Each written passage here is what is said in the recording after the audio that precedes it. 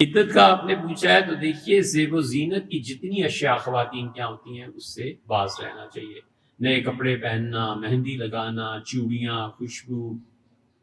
نہانے میں کوئی حرج نہیں، چاہے روز نہ آئے، گرمی دن میں 2 بار نہ آئے، اس کی کوئی ممانعت نہیں، کوئی پابندی نہیں. اسی طرح جو معتبر شرعی عذر ہے اس کے بغیر گھر سے نہیں نکلنا چاہیے. معتبر شرعی عذر کیا ہے؟ مثلا زلزلہ آ گیا، آگ لگ گئی، مثلا تنہائی میں ہے اور اتنی شدید تنہائی ہے کہ ذہنی مریضہ بن جائے گی، یا بیمار ہو گئی، اب کوئی علاج معالجہ کرنے والا ڈاکٹر گھر پہ نہیں بلایا جا سکتا. یہ عذر ہیں جس میں، لیکن اس عدت میں وہ جائیں اور اپنی بیٹیوں کی کسی تقریب، بیٹے کی اس میں شرکت، یہ بالکل جائز نہیں.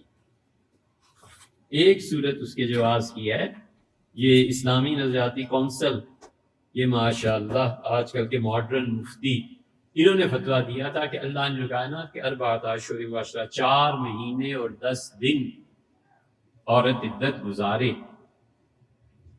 اللہ نے اس وجہ سے کہا ہے کہ کہیں پہلے سے کوئی بچہ نہ ہو، تو اب مشینوں سے چیک کرا لو، 4 مہینے 10 دن کی ضرورت ہی نہیں. شوہر کا انتقال صبح ہوا، شام کو شادی کر لو اگر مشین اجازت دے دیتی.